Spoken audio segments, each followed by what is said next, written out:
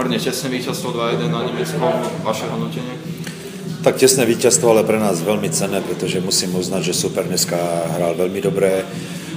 Skladali nemecký tým, ktorý chce postúpiť z B skupiny do A skupiny. Vidím, že to berú veľmi vážne a myslím si, že sa im podarilo dobrý tým poskladať, pretože už nám to ukázali v Chomutove na turnaji, kde nám dali 5 golov. Dnes si myslím, že my sme už boli lepší súper ako v Chomutove.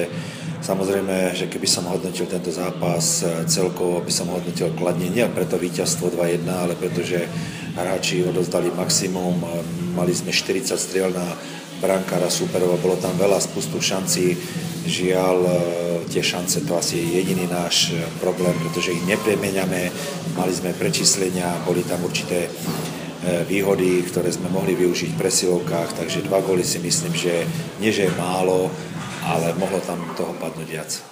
Ono sa to už ťahá s vami celú sezónu, tá koncovka, tam je možno nejaký dopad aj na psychiku pre hráčov, že si neveria, alebo je to podľa vás len o tom umení? Není to psychika, my nevytvárame nejaký umelý tlak, nechceme im to stále zdôrazňovať chlapcom, ale naozaj predsa si musíme stále, pretože sú to juniori, ktorí prechádzajú do seniorského hokeja, samozrejme toto je medzinárodná scéna, skôr by som povedal, je to o tom umení. Dnes napríklad ma potešil ten útok Paločko, Huňa, Ondruš, ktorý viac menej, tá peťka dala 2 góly, bolo ich vidieť, bolo ich cítiť, takže my určite tento tým potrebujeme oživiť hlavne týmito ofenzívnymi hráčmi. A z prvej strely ste navyše inkasovali gól, malo to aj potom nejaký dopad na vašu hru?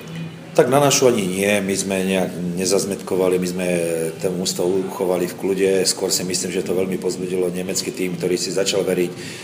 Nemecký tým je tým daný, že keď dá prvý gól je veľmi nepríjemný a takisto musím uznať, že hrali veľmi dobre organizovanie, dobre bránili, brankár im dobre zachytal, takže to stretnutie bolo celkom, myslím si, že z našej strany veľmi slušné, ale aj z ich slušne. To, že ste inkasovali prvý gól, asi najhoršie bolo pre Lea Šinkoviča. O to väčšie absolutórium si zaslúži, že prakticky odvtedy už nedostal žiadny gól?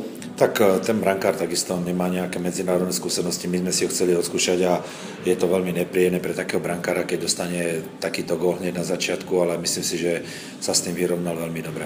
Keď už sme práve pri tom brankárovi, tak máte už stanovené, kto bude zajtrajší zápas chytať?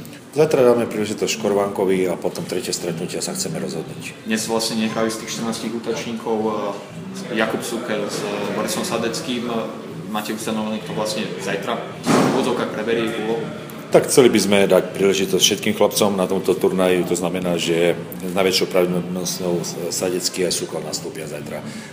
Namiesto koho, ja hovorím, vždy treba sa rozhodnúť až ráno, kde si to človek, všetko sa mu to rozleží, vyhodnotíme si to s kolegami a zajtra určite títo dvaja nastúpia.